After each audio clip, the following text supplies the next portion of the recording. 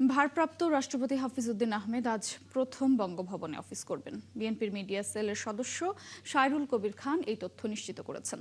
বঙ্গভবনে দাপ্তরিক কার্যক্রম পরিচালনা করলেও স্পিকারের সরকারি বাসভবনেই থাকবেন ভারপ্রাপ্ত রাষ্ট্রপতি।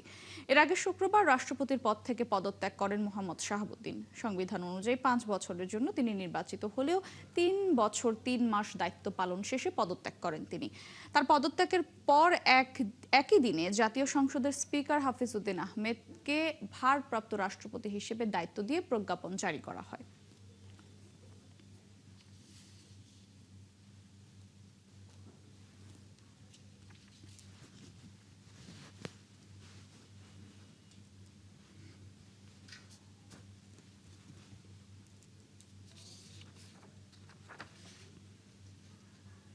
বঙ্গভবনে রাষ্ট্রপতির প্রথম দিনের কার্যক্রমের আরো খবর জানাতে আমাদের সাথে যুক্ত হচ্ছেন সহকর্মী ফরহাদ ইবনে মালিক। ফরহাদ, রাষ্ট্রপতি কখন বঙ্গভবনে আসবেন, তার প্রথম দিনের কার্যক্রম কি কি রয়েছে বিস্তারিত জানাবেন।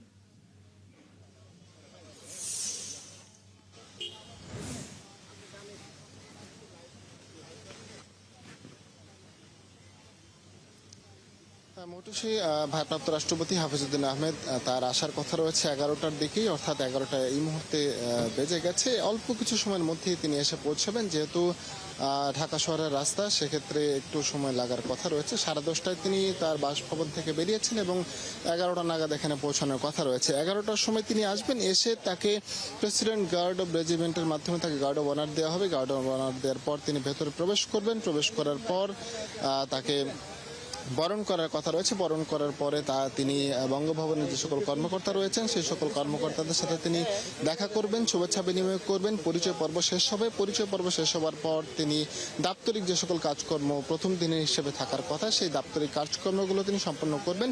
এরপর তিনি পরিদর্শন বই যে রয়েছে বঙ্গভবনের মধ্যে, সেই পরিদর্শন বইয়ে তিনি স্বাক্ষর করবেন। আরও কিছু কাজকর্ম শেষ করে 1:30টা থেকে 2টো নাগাদ সময়ের মধ্যে তিনি বঙ্গভবন ত্যাগ করে তার বাসভবন, অর্থাৎ স্পিকারের জন্য যে নির্ধারিত বাসভবন রয়েছে সেই বাসভবনে গিয়ে পৌঁছাবেন।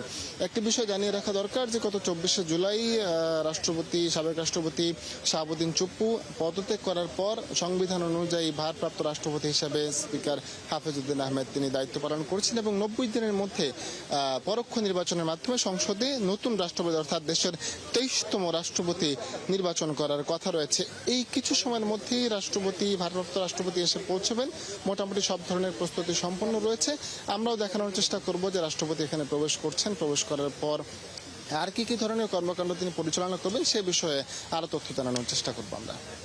ধন্যবাদ ফরহাদ, আপনাকে। পরবর্তী আপডেট জানতে আবারও যুক্ত হব আপনার সঙ্গে। দর্শক, বঙ্গভবনের সামনে থেকে যুক্ত ছিলেন ফরহাদ ইবনে মালিক।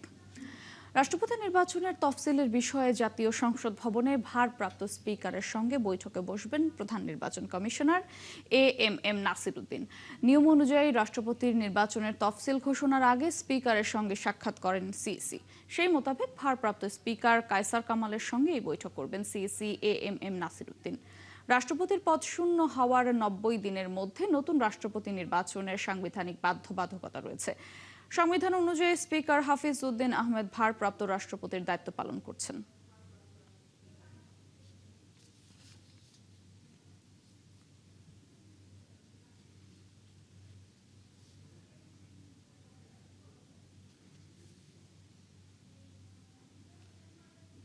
বৈঠকের আরো খবর নিয়ে আমাদের সঙ্গে যুক্ত হচ্ছেন সংসদ ভবন এলাকা থেকে সাজিদ সরকার।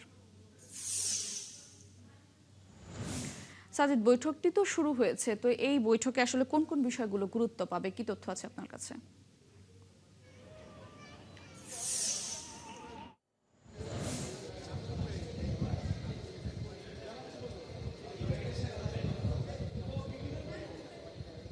মোটুসি বৈঠক শুরু হয়েছে ঠিক 11টা নাগাদ দিকে এবং 11টার ঠিক 10 মিনিট আগেই কিন্তু প্রধান নির্বাচন কমিশনার সহ আরও 3 কমিশনার এবং জ্যেষ্ঠ সচিব তিনি উপস্থিত হয়েছেন।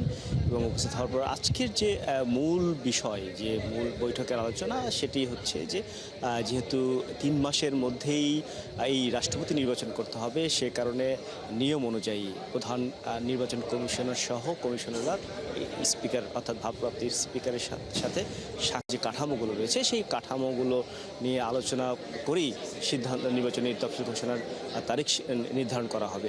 আর নিয়ম অনুযায়ী যেটি এই রাষ্ট্রপতি নির্বাচনে যারা ভোট দিতে পারবেন তারা হচ্ছেন জাতীয় সংসদ সদস্য, এবং এই সংসদ সদস্যদের তালিকা নিয়ে এবং তালিকা প্রণয়ন করা এবং তফসিল ঘোষণা করা, সেই সমস্ত বিষয়গুলো নিয়েই কিন্তু আজকের এই বৈঠকের মূল আলোচ্য বিষয়। এবং এই আলোচনা হয়তোবা 11টা থেকে শুরু হয়েছে, সেটি হয়তোবা 45 মিনিট বা 1 ঘন্টা ব্যাপী চলতে পারে। এবং এই প্রধান নির্বাচন কমিশনার সহ যে কমিশনার আছেন তারা যে ইতিপূর্বে বা যে কার্যক্রমগুলো নিয়েছেন সেই বিষয়গুলো আলোচনা হবে।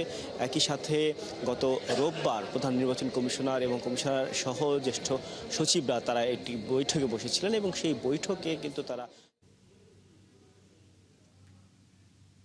সাজিদ, আমরা আবারও আপনার সঙ্গে ফিরবো, তবে এই মুহূর্তে যেতে চাই বঙ্গভবনের সামনে। এই মুহূর্তে সেখানে ভারপ্রাপ্ত রাষ্ট্রপতি হাফিজউদ্দিন আহমেদের গাড়িবহর প্রবেশ করছে বঙ্গভবন। আমরা একটু সরাসরি সেখানে যুক্ত হতে চাই। আমরা দেখতে পাচ্ছি ভারপ্রাপ্ত রাষ্ট্রপতি এই মুহূর্তে বঙ্গভবনে প্রবেশ করছেন তার গাড়িবহর নিয়ে।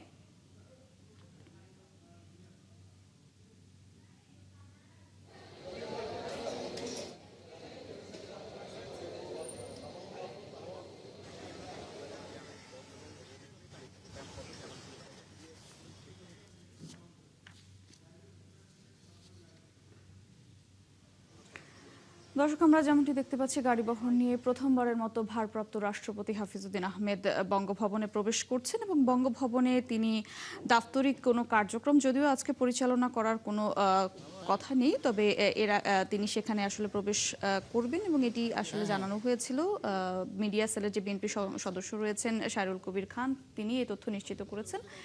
বঙ্গভবনে তিনি অফিস করবেন প্রথমবারের মতো, এবং তিনি প্রবেশ করেছেন। এর আগে আমরা জানি যে গত শুক্রবার আসলে প্রাক্তন রাষ্ট্রপতি পদত্যাগ করেছিলেন, এবং তার পদত্যাগের পর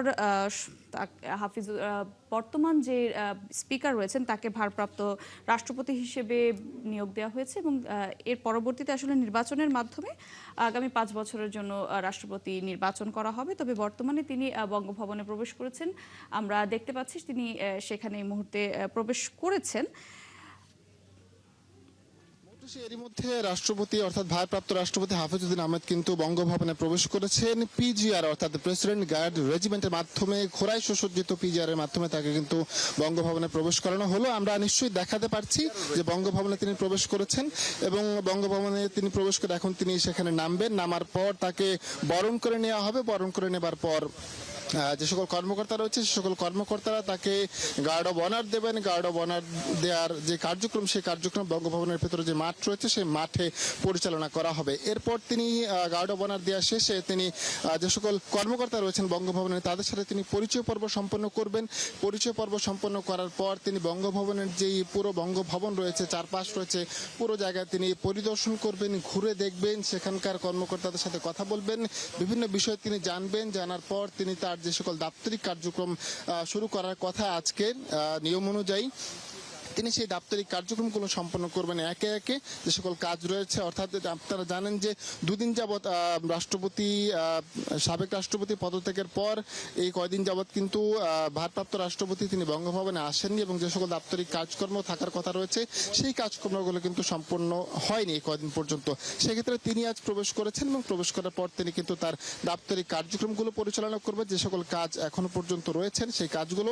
এরপর তিনি বঙ্গভবনের মধ্যে যেই পরিদর্শন বই রয়েছেন, যেহেতু তিনি ভারপ্রাপ্ত রাষ্ট্রপতি, তিনি পরিদর্শন বইয়ে স্বাক্ষর করবেন। পরিদর্শন বইয়ে স্বাক্ষর শেষে তিনি আরো কিছু সময় থাকবেন, এবং আমরা যতটুকু জানতে পেরেছি বঙ্গভবন সূত্রে তিনি আনুমানিক 1টা থেকে 2টো নাগাদ সময়ের মধ্যে তিনি বঙ্গভবন ত্যাগ করবেন। ত্যাগ করে তিনি তার বাসভবনে চলে যাবেন।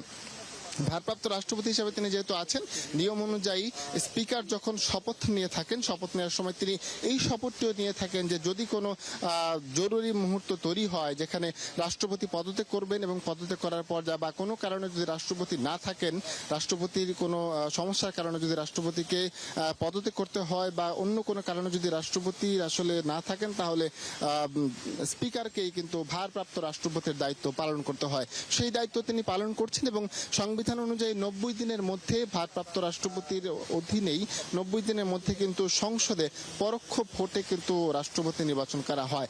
যেই রাষ্ট্রপতি নির্বাচিত হবেন তিনি কিন্তু দেশের 23তম রাষ্ট্রপতি হিসেবে নির্বাচিত হবেন সংসদে পরোক্ষ ভোটের মাধ্যমে। এ লক্ষ্যে কিন্তু ভারপ্রাপ্ত স্পিকার কায়সার কামালের সাথে কিন্তু প্রধান নির্বাচন কমিশনার কিন্তু এরই মধ্যে আলোচনা শুরু করেছেন যে নির্বাচনের যে সকল প্রক্রিয়া রয়েছে সেই প্রক্রিয়াগুলো কিভাবে সম্পন্ন করতে হবে, কিভাবে সম্পন্ন করা যায় সেই বিষয় নিয়ে আলোচনা করছেন।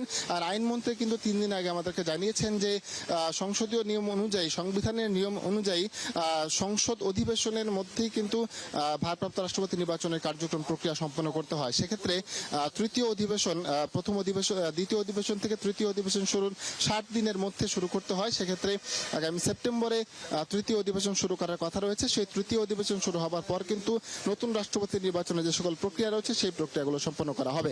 নতুন রাষ্ট্রপতি কে হবে এ নিয়ে নানা রকমের গুঞ্জন রয়েছে, তবে আমাদেরকে সেজন্য অপেক্ষা করতে হবে। আর এই মুহূর্তে ভারপ্রাপ্ত রাষ্ট্রপতি যেহেতু তিনি বঙ্গভবনে প্রবেশ করেছেন, বঙ্গভবনে প্রবেশ করার পর তিনি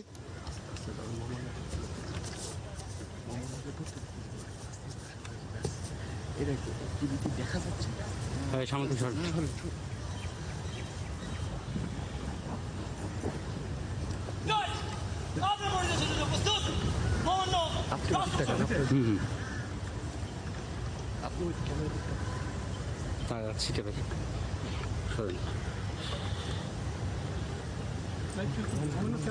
হ্যাঁ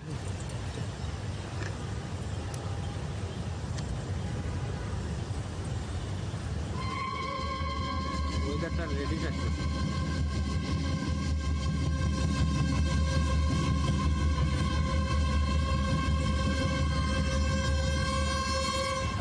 হ্যাঁ সামনে ভাই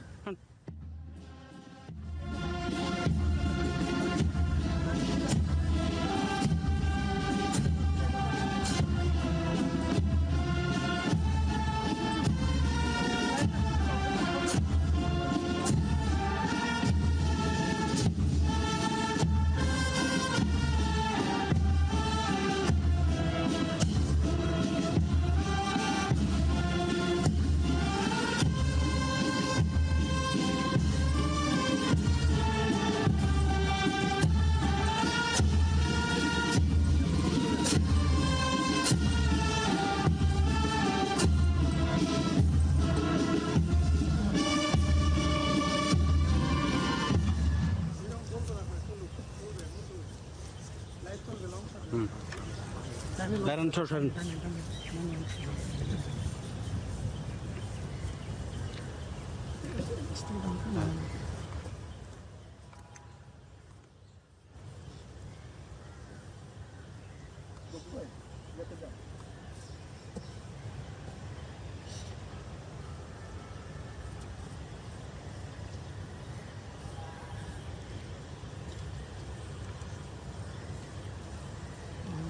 হ্যাঁ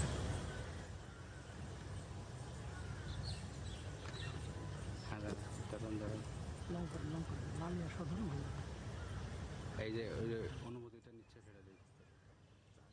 হ্যাঁ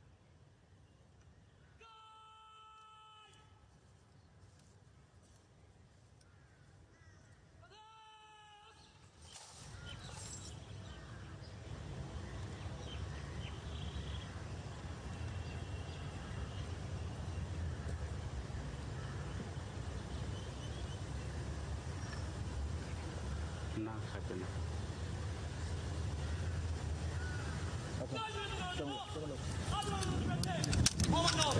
হ্যাঁ সমস্যা নেই, যেতে থাকবে না।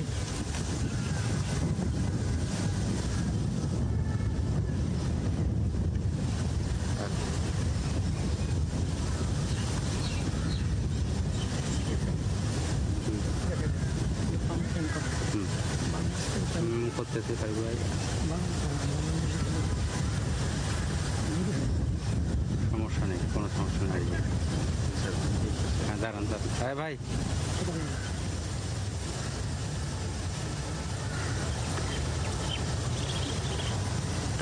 আউট করে দিয়েছি। আলমগীর হাত ধরেন। দর্শক, আমরা যেমনটি দেখতে পাচ্ছি, ভারপ্রাপ্ত রাষ্ট্রপতি হাফিজউদ্দিন আহমেদকে গার্ড অব অনার দেওয়া হয়েছে এবং আজই কিন্তু প্রথমবারের মতো তিনি বঙ্গভবনে গিয়েছেন এবং দাপ্তরিক যে কার্যক্রম তার রয়েছে সেগুলো তিনি আজ বুঝে নেবেন এবং দাপ্তরিক কার্যক্রম পরিচালনা করবেন। আমরা জানি এর আগে শুক্রবার রাষ্ট্রপতির পদ থেকে পদত্যাগ করেন মোহাম্মদ শাহাবুদ্দিন এবং সংবিধান অনুযায়ী কিন্তু 5 বছরের জন্য তিনি নির্বাচিত হলেও 3 বছর 3 মাস দায়িত্ব পালন শেষে তিনি পদত্যাগ করেন এবং তার পদত্যাগের পর তাৎক্ষণিক কিন্তু একই দিনে জাতীয় সংসদের স্পিকার হাফিজউদ্দিন আহমেদকে ভারপ্রাপ্ত রাষ্ট্রপতি হিসেবে দায়িত্ব দিয়ে প্রজ্ঞাপন জারি করা হয় এবং তারই ধারাবাহিকতায় কিন্তু আজ প্রথমবারের মতো বঙ্গভবনে পৌঁছেছেন রাষ্ট্রপতি হাফিজউদ্দিন আহমেদ। এবং এই আজকে তিনি দাপ্তরিক কার্যক্রম পরিচালনা করবেন কিনা সে বিষয়ে আসলে বিএনপির মিডিয়া সেলের সদস্য সাইরুল কবির খান জানিয়েছেন যে আজ আসলে দাপ্তরিক কার্যক্রম পরিচালনা না করলেও সরকারি বাসভবনেই আসলে ভারপ্রাপ্ত রাষ্ট্রপতি থাকবেন। স্পিকারের যে সরকারি বাসভবন রয়েছে সেখানে এবং বঙ্গভবনে আজ সকালের পরিকল্পনা অনুযায়ী তিনি গিয়েছেন এবং বঙ্গভবনে তাকে আমরা এতক্ষণ দেখলাম যে গার্ড অফ অনার দেয়া হয়েছে। এর আগেও আমাদের সহকর্মী ফরহাদ ইবনে মালিক সেখান থেকে জানাছিলেন, আমরা একটু আবারও তার সঙ্গে যুক্ত হতে চাই। ফরহাদ, আজকের কি কি কার্যক্রম বা আনুষ্ঠানিকতা আর কি কি রয়েছে রাষ্ট্রপতির জানাবেন?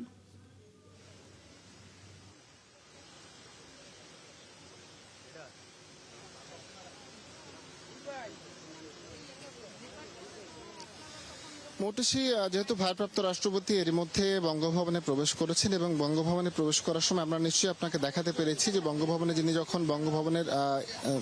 বঙ্গভবনের যেই এরিয়াতে যখন তিনি প্রবেশ করেন তাকে ঘোড়ায় সুসজ্জিত পিজিআর এর মাধ্যমে কিন্তু তাকে বরণ করে নেওয়া হয় এবং তাকে বঙ্গভবনের মূল ফটক দিয়ে তাকে প্রবেশ করানো হয়। প্রবেশ করানোর পর নিশ্চয়ই আপনি দেখেছেন যে তাকে গার্ড অব অনার দেওয়া হয়েছে এবং গার্ড অব অনার দেওয়ার পর কিন্তু তিনি গার্ড অব অনার নিয়েছেন এবং এরপর তিনি বঙ্গভবনের ভেতরে প্রবেশ করেছেন। অর্থাৎ মূল যে কার্যক্রম তার আজকের দিনে সেই কার্যক্রম তিনি শুরু করবেন। তবে কার্যক্রম শুরু করার আগে সবার আগে যেহেতু তিনি আজ ভারপ্রাপ্ত রাষ্ট্রপতি হিসেবে প্রথম এখানে প্রবেশ করেছেন, সেক্ষেত্রে তিনি আজ যে সকল কর্মকর্তা রয়েছেন বঙ্গভবনে সেই সকল কর্মকর্তাদের সাথে আলোচনা করবেন, পরিচয় পর্ব সম্পন্ন করবেন, মতবিনিময় করবেন এবং তাকে ফুল দিয়ে বরণ করে নেওয়া হবে। এরপর তিনি ভেতরে প্রবেশ করবেন এবং প্রথা অনুযায়ী প্রথম দিনের প্রথা অনুযায়ী তিনি বঙ্গভবন পুরোটা প্রদক্ষিণ করবেন, পরিদর্শন করবেন, পুরোটা ঘুরে দেখবেন বিভিন্ন জায়গায় এবং ঘুরে দেখার পর তিনি তার যে সকল দাপ্তরিক কার্যক্রম আজকে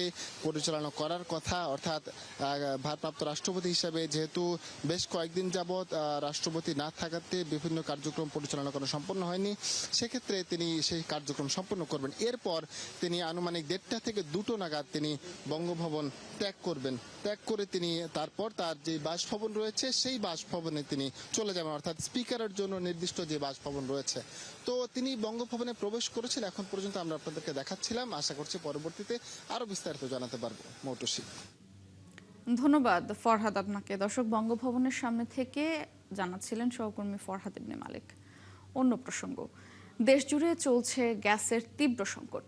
এতে সময়ের সাথে তীব্র হচ্ছে গ্রাহকদের ভোগান্তির মাত্রা। প্রয়োজনীয় চাপ না থাকায় রাজধানীর অনেক সিএনজি পাম্প বন্ধ রয়েছে, ফলে জ্বালানি নিতে এসে ফিরে যেতে হয়েছে অনেককে। দেশে বর্তমানে দৈনিক প্রায় 265 কোটি ঘনফুট গ্যাস সরবরাহ করা হয়। এর মধ্যে 2টি ভাসমান এলএনজি টার্মিনালের মাধ্যমে 90 থেকে 110 কোটি ঘনফুট গ্যাস জাতীয় গ্রিডে যোগ হয়। একটি টার্মিনাল বন্ধ হওয়ার সরবরাহ কমেছে প্রায় 45 কোটি ঘনফুট। ফলে চাহিদার তুলনায় গ্যাস ঘাটতি আরও বেড়েছে। এতে দেশের শিল্প খাতেও দেখা দিয়েছে সংকট। সবচেয়ে বেশি ভোগান্তিতে পড়েছেন আবাসিক গ্রাহকরা। রাজধানীর মোহাম্মদপুর, ধানমন্ডি, কলাবাগান, কাঁঠালবাগান, মিরপুর, বাড্ডা, রামপুরা ও বাসাবো সহ বিভিন্ন এলাকায় দিনের বেশিরভাগ সময় গ্যাস থাকছে না। কোথাও সকাল থেকে গভীর রাত পর্যন্ত গ্যাসের চাপ এতটাই কম থাকছে যে রান্না করাই সম্ভব হচ্ছে না।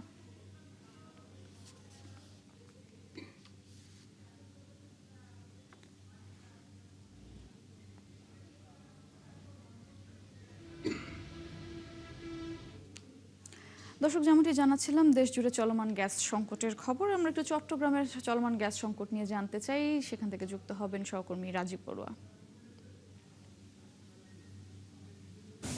রাজীব, চট্টগ্রামে আজকের পরিস্থিতি কেমন দেখছেন?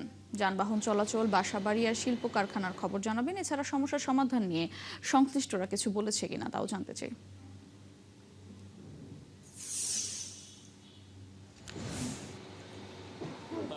গত কয়েকদিন ধরে কিন্তু গ্যাসের যে সমস্যা সেটি আসলে সেই সমস্যার কারণে এখানে যানবাহন সহ যে শিল্প কারখানা রয়েছে সেগুলোতে আসলে একটু সমস্যা তৈরি হয়েছে।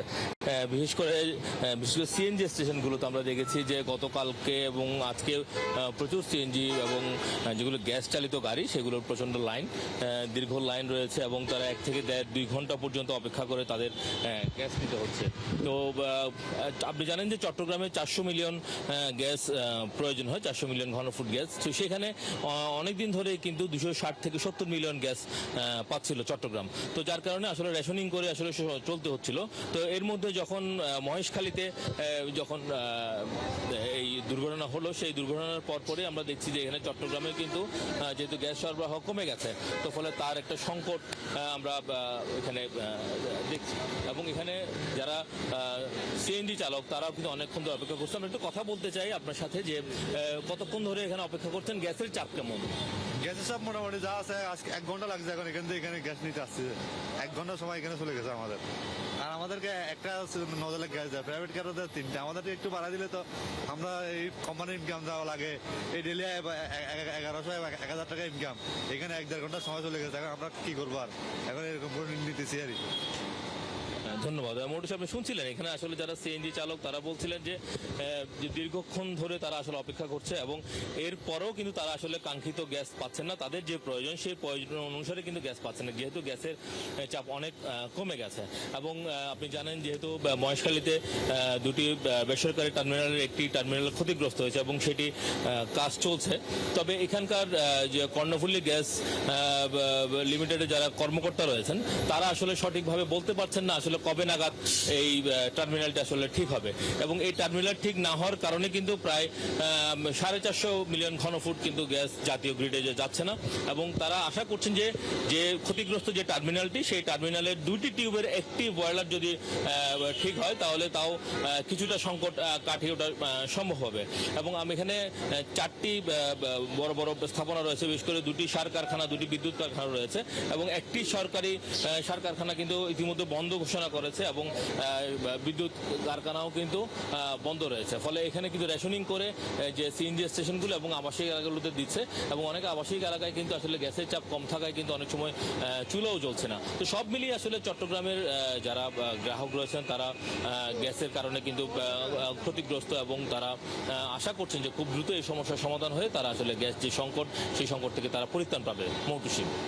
জি রাজীব, আপনি থাকবেন, পরবর্তীতে আপডেট জানতে আবারও যুক্ত হব।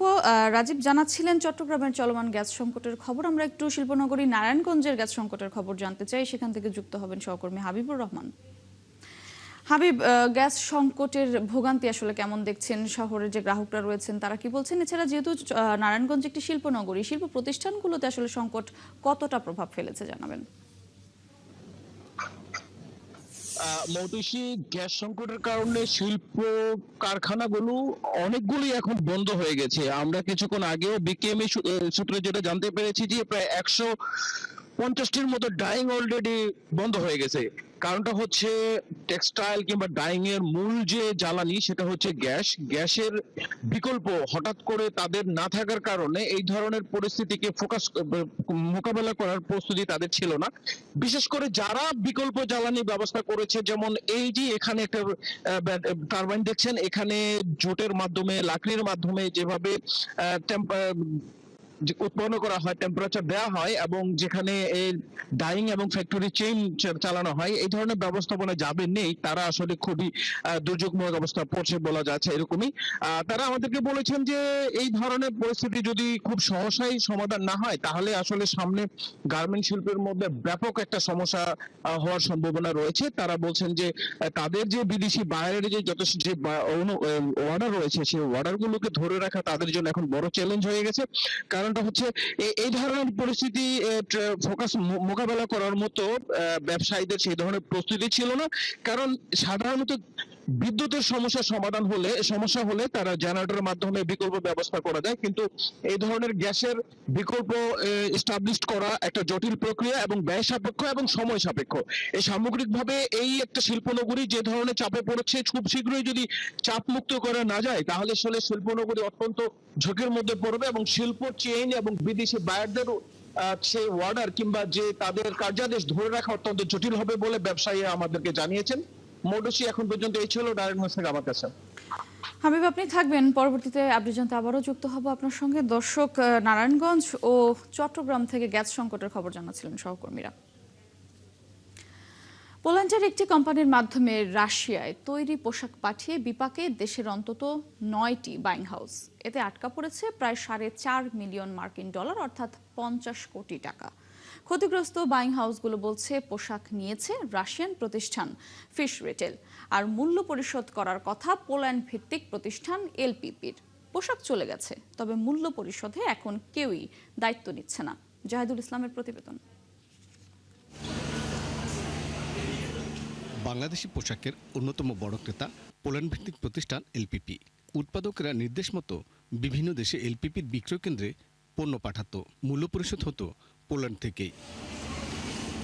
রাশিয়া এবং ইউক্রেন যুদ্ধের সময় এলপিপি ইমেল করে রপ্তানিকারকদের জানায় রাশিয়ার জন্য ফিশ রিটেলার ব্র্যান্ডের কাছে পণ্য পাঠাতে, মূল্য পরিশোধ করবে তারা। এমন আশ্বাসে ফিশ রিটেলারের কাছে পণ্য পাঠিয়ে এখন টাকা পাচ্ছেন না রপ্তানিকারকরা। গত এপ্রিল মাসে শিপমেন্ট করেছি, এখন পর্যন্ত একটা পেমেন্ট আমরা পাইনি। তো এরা বিভিন্ন মারফতে টাকা দিত, এখন সে পুরোপুরি বন্ধ করে দিয়েছে। এবং মেল দিলে, মনে করেন 10টা মেল দিলে একটা মেলের উত্তর তারা ঠিক মতো আমাদেরকে দেয় না। এবং আমি অনেকবার এলপিপিকে নক করেছি, এলপিপিকে সিসিতে এনেছি, তারাও সেটার কোনো ফিডব্যাক আমাদেরকে দিচ্ছে না। এর মধ্যে সব মিলিয়ে 9টি বাইং হাউসের প্রায় $4.5 মিলিয়ন মার্কিন ডলার বা 50 কোটি টাকা আটকা পড়েছে। এরা পোশাক নেয় বাংলাদেশি বেশ কয়েকটি গার্মেন্টস থেকে। আমাদের এক্সপোর্ট প্রসিডস, এটা তাকে রিপাট্রিয়েট করতেই হবে, এর কোনো বিকল্প নাই। আন্তর্জাতিক যত রকমের জায়গা আছে সব জায়গাতে আমরা তার বিরুদ্ধে অভিযোগ করব এবং ব্ল্যাকলিস্টেড করব। এই যে অপকর্ম করেছে এটা আমরা সব দেশগুলিকে অবহিত করব। বাইং হাউস অ্যাসোসিয়েশন বলছে ফিশ রিটেলার বকেয়া পরিশোধে এলপিপির কাছে অনুরোধ করেও কোনো সদুত্তর মিলছে না। অনেকগুলো ফ্যাক্টরি আপনি জানেন ইতিমধ্যে বন্ধ হয়েছে। কি কারণে বন্ধ হয়েছে সেটাও কিন্তু এটার একটা কারণ। এখন তারা বাইং হাউসগুলোকে ধরতেছে, পেমেন্টগুলো এনে দাও, আমি ব্যাংকে সাফার হচ্ছি। এটা নিয়ে আমরা দীর্ঘ 2 থেকে 2.5 বছর স্ট্রাগল করতেছি। এরই মধ্যে বিষয়টি নিয়ে আদালতে মামলা করেছেন ক্ষতিগ্রস্তরা। সাহায্য চাওয়া হয়েছে পররাষ্ট্র, বাণিজ্য, অর্থ এবং বস্ত্র ও পাট মন্ত্রণালয়ের। জানানো হয়েছে রাশিয়া এবং পোল্যান্ড দূতাবাসকেও। কমপ্লায়েন্সের জায়গাগুলো ইউরোপিয়ান ইউনিয়নের যেই নিয়ম নীতিগুলো আছে সেগুলোর প্রতিপালনে আমরা সবসময় আগ্রহী হয়ে আমাদের দিক থেকে এটাকে সর্বোচ্চ চেষ্টা করি। বাংলাদেশেরও এখন সুযোগ আছে যে এই পরিস্থিতিতে বাংলাদেশের দাবিগুলো ন্যায্যভাবে আমরা পাচ্ছি না, সেই দাবিগুলোকে ইউরোপিয়ান ইউনিয়নের কাছেও নিয়ে যাওয়া। বিদেশি নাগরিকদের যেহেতু ফ্রডজারির অনেকগুলো ইস্যু আসতেছে, তো সেই ক্ষেত্রে তাদের জন্য একটা এমন মেকানিজম করতে হবে দূতাবাসকে এঙ্গেজ করে, যাতে আমাদের স্বার্থ সংরক্ষণ করা হয়, মানে বাংলাদেশের ব্যবসায়ীরা যাতে ক্ষতিগ্রস্ত না হয় সেই দিকটা খেয়াল রেখে। আগে থেকে এলপিপির বিরুদ্ধে পোশাকের কম মূল্য দেওয়া, বিভিন্ন বাহানায় ক্রয়াদেশ বাতিল বা মূল্য ছাড় চাওয়ার অভিযোগ রয়েছে। জাহিদুল ইসলাম, 71, ঢাকা। 6 নবজাতকের মৃত্যুর ঘটনায় 1.5 মাস আগে আদ্দিন হাসপাতালের লাইসেন্স বাতিল করেছিল স্বাস্থ্য অধিদপ্তর। লাইসেন্স বাতিলের সেই সিদ্ধান্ত প্রত্যাহার করে আবারও কার্যক্রম পরিচালনার অনুমতি দিয়েছে সরকার। তবে সরকারের পক্ষ থেকে দেয়া হয়েছে 3টি শর্ত। লাইসেন্স ফিরে পাওয়ার পর আজ হাসপাতালের কার্যক্রম কেমন চলছে তা জানাতে আমাদের সাথে যুক্ত হচ্ছেন সহকর্মী মেহেদি হাসান। মেহেদি, হাসপাতালের আজকের কার্যক্রম কেমন দেখছেন? কি বলছে হাসপাতাল কর্তৃপক্ষ? তাছাড়া রোগীরা আসছে কিনা, যেহেতু অনেকদিন পর হাসপাতাল খুলেছে, কি দেখছেন?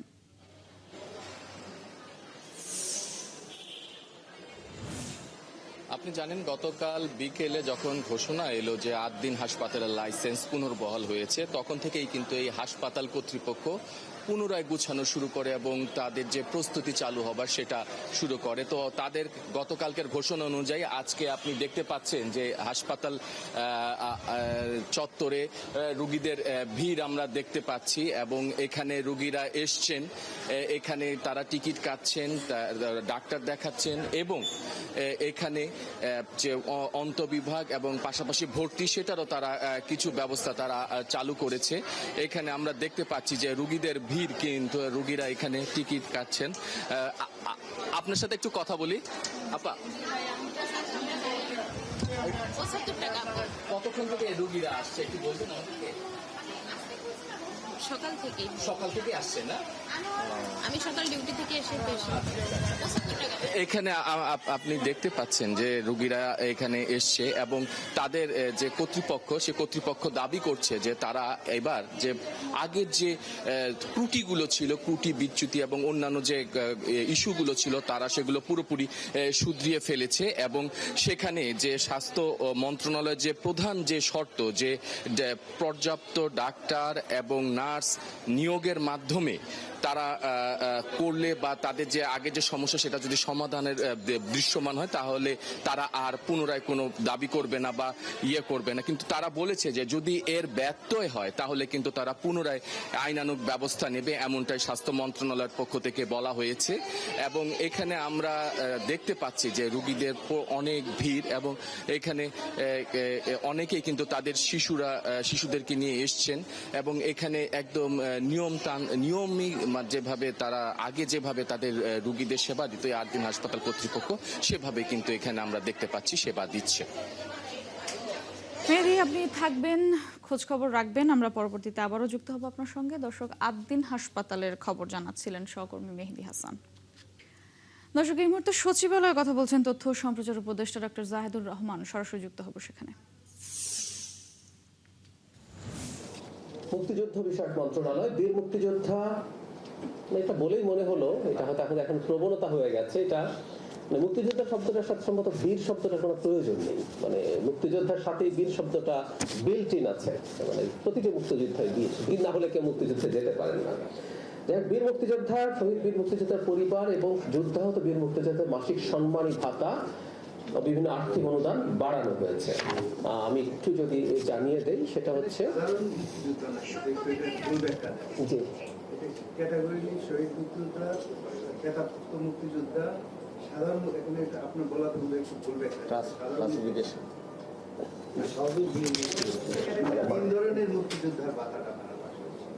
হ্যাঁ, এখানে বলছে বীর মুক্তিযোদ্ধা, বীর মুক্তিযোদ্ধার পরিবার, যুদ্ধাহত বীর মুক্তিযোদ্ধা। আমি সেই কথাটা বলছি, প্রতিটা মুক্তিযোদ্ধা যখনই আমরা বলি আমাদের একটা বীর মুক্তিযোদ্ধা বলার সময়, মাই পার্সোনাল অপিনিয়ন, এই কথাটা অনেক সময় বলতাম, সেটাই বলছি। মুক্তিযোদ্ধা মানেই বীর, আমি সেটা বলতে চাচ্ছি। হ্যাঁ, আমি জানি। আচ্ছা, এখন কি দাঁড়াচ্ছে? নতুন প্রজ্ঞাপন অনুযায়ী খেতাবপ্রাপ্ত বীর মুক্তিযোদ্ধাদের মধ্যে বীরোত্তম খেতাবধারীরা মাসে 30,000 টাকা সম্মানী ভাতা পাবেন, উৎসব ভাতা 10,000, মহান বিজয় দিবস উপলক্ষে 5,000, বাংলা নববর্ষ হিসেবে 2,000। বীর বিক্রম এবং বীর প্রতীক খেতাব যারা পেয়েছেন তারা 25,000 সম্মানী এবং তাদের অন্যান্য সম্মানীও বেড়েছে। নতুন হার অনুযায়ী শহীদ বীর মুক্তিযোদ্ধার পরিবার মাসিক 23,000 টাকা মূল সম্মানী ভাতা, 2,000 টাকা চিকিৎসা ভাতা, খাদ্য ভাতা 5,000 টাকা, উৎসব ভাতা 23,000 টাকা, বাংলা নববর্ষে 2,000 টাকা পাবেন। এভাবে তাদের ভাতা বৃদ্ধি করা হয়েছে। বিদ্যুৎ, জ্বালানি ও খনিজ সম্পদ মন্ত্রণালয়, এটা নিয়ে ইনফ্যাক্ট সেই মন্ত্রণালয় মাননীয় প্রতিমন্ত্রী ব্রিফিং করেছেন। আপনারা জানেন যে একটা গ্যাস সংকট আছে দেশের একটি ভাসমান এলএনজি টার্মিনাল বা FSRU-তে কারিগরি সমস্যা দেখা দেয় সংশ্লিষ্ট টার্মিনাল থেকে জাতীয় গ্যাস গ্রিডে গ্যাস সরবরাহ সাময়িকভাবে বন্ধ রয়েছে। ফলে গ্রিডে দৈনিক প্রায় 450 মিলিয়ন ঘনফুট গ্যাস সরবরাহ কমে গেছে এবং এই গ্যাসের চাপ কমে যাওয়ার কারণে আমাদের শিল্প, গৃহস্থালী, সিএনজি পাম্প বিভিন্ন জায়গায় সংকট তৈরি হয়েছে। দর্শক, সরকারের বিভিন্ন কার্যক্রমের অগ্রগতি নিয়ে সচিবালয়ে ব্রিফ করছেন ডক্টর জাহেদুর রহমান। আমরা সরাসরি ছিলাম সেখানে।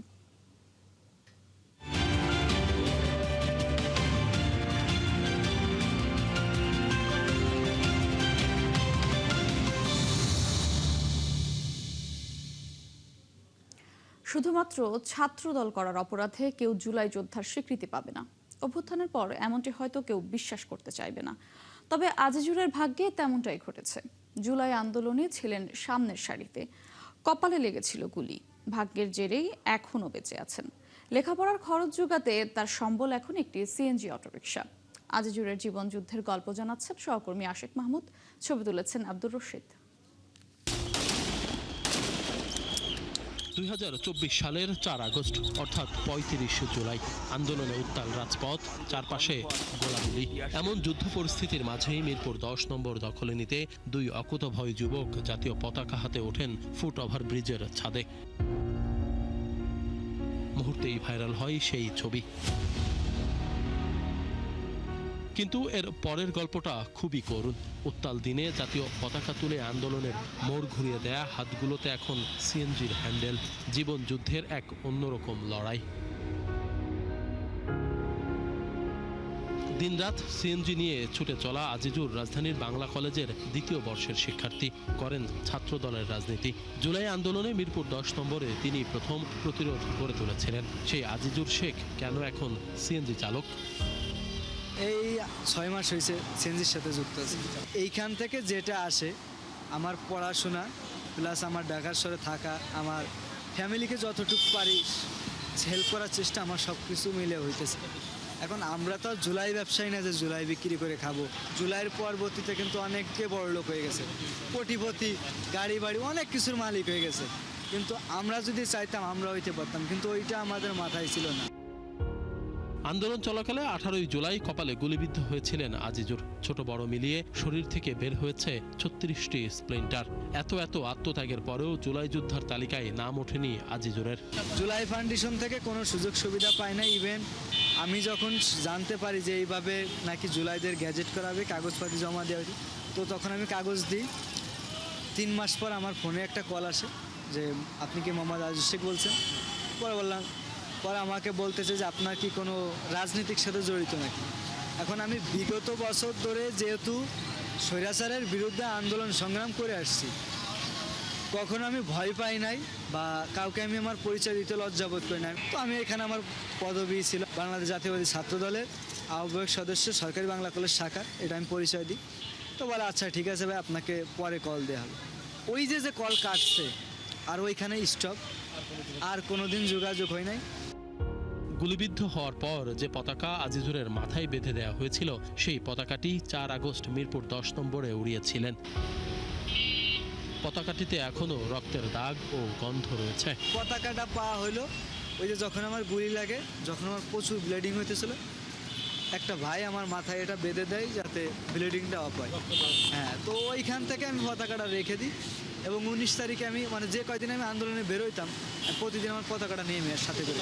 আমার শুধু একটাই চাওয়া যে আমার এই জুলাইয়ের যে পতাকাটি, নিজের শরীরে রক্ত মাখা পতাকা, এই পতাকাটা আমি বাংলাদেশের প্রধানমন্ত্রী তার হাতে আমি তুলে দিতে চাই। আমার এই একটাই চাওয়া, এর বাইরে আমার কোনো তার কাছে চাওয়া আশা পূর্ণ কিছুই নেই। যাদের রক্তের বিনিময়ে এই গণঅভ্যুত্থান, তারাই স্বীকৃতি পাচ্ছেন না। হাজারো এমন যোদ্ধার স্বীকৃতির বিষয়ে সরকার কি ভাবছে, সে বিষয়ে প্রশ্ন ছিল প্রতিমন্ত্রীর কাছে। শুধু এই ছেলেটি নয়, আমরা দেশব্যাপী অনেক অভিযোগ এরকম পেয়েছি যে তৎকালীন সময় রাজনৈতিক সংশ্লিষ্টতা থাকার কারণে, অর্থাৎ বিএনপি এবং ছাত্রদল অথবা যুবদল অথবা আমাদের বিএনপি ঘরানার রাজনৈতিক কোনো সংশ্লিষ্টতা থাকার কারণে তাদেরকে সঠিকভাবে মূল্যায়ন করা হয় নাই। যারা আহত হওয়া সত্ত্বেও তাদেরকে জুলাই যোদ্ধার তালিকায় অন্তর্ভুক্ত করা হয় নাই। তো এই জিনিসটা খুবই অন্যায় একটি কাজ করেছে বিগত দিনে যারা এটার দায়িত্বে ছিল। আমরা এই জিনিসটি কারেকশন করার জন্য কিন্তু এখন উদ্যোগ নিয়েছি।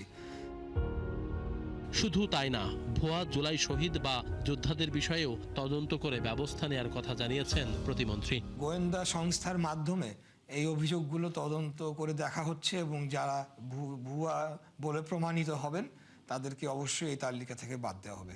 আশিক মাহমুদ, 71, ঢাকা। কুমিল্লার সীমান্ত এলাকায় বিভিন্ন সময় অভিযান চালিয়ে জব্দ করা 51 কোটি টাকার মাদকদ্রব্য ধ্বংস করেছে বিজিবি কুমিল্লা ও সুলতানপুর ব্যাটালিয়ন।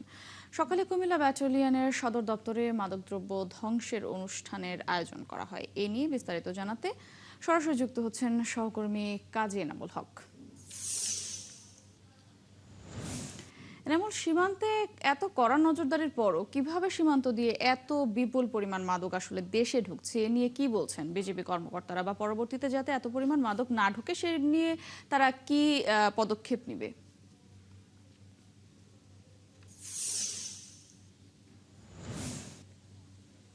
হচ্ছে প্রায় 52 কোটি টাকার মাদক।